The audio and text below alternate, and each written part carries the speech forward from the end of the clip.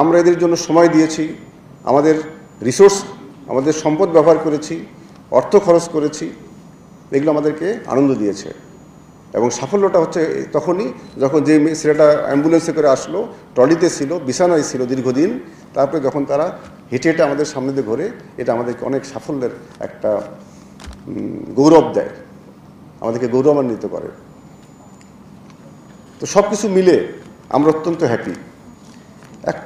কিন্তু এই যে দীর্ঘ সময়ের একটা যে আমাদের যে সার্ভিস, এটার একটা ব্যাকগ্রাউন্ড ইতিহাস আছে, এটা অনেকেই হয়তো জানে না।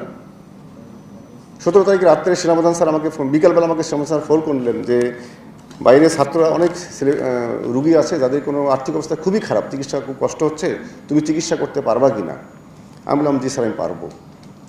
স্যার তুমি কতজনকে পারবা? আমি বললাম স্যার আপনি যতজনকে পাঠাবেন ততজনকে পারবো। না তুমি তাও বলো কতজনকে তুমি ভর্তি করতে পারবা? আমি স্যার 300+ পারবো আমি। তারপর থেকে পরদিন সকাল থেকে রুগী আসা শুরু করলো। আমার বাইরে রাতের ভিতরে আমরা সব অ্যারেঞ্জমেন্ট করে ফেলাম, আমাদের 2 ঘন্টা সময় লেগেছে, 2 ঘন্টার ভিতরে আমরা সব অ্যারেঞ্জমেন্ট করে ফেলেছি।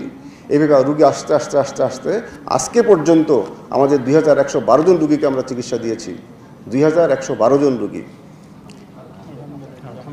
এর ভিতরে 582টা অপারেশন ছিল, গুরুতর অপারেশন, ভালো হয়েছে।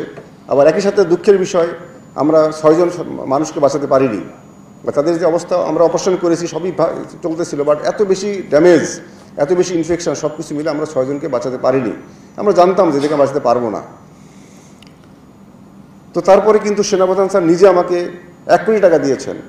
আমরা আমাদের সমাজ কল্যাণ ফান্ড থেকে যে রুগী ডিসচার্জ হয়েছে তাকে আমরা 4000 টাকা দিয়েছি যেন সে বাসায় ঠিক করে যেতে পারে। যাদের হুইল চেয়ার দরকার তাদেরকে আমরা হুইল চেয়ার কিনে দিয়েছি। আমাদের সামান্য সক্ষমতা যা ছিল সেই সক্ষমতা দিয়ে আমরা চেষ্টা করেছি। এটা আমাদেরকে অনেক বড় একটা স্যাটিসফ্যাকশন দেয়।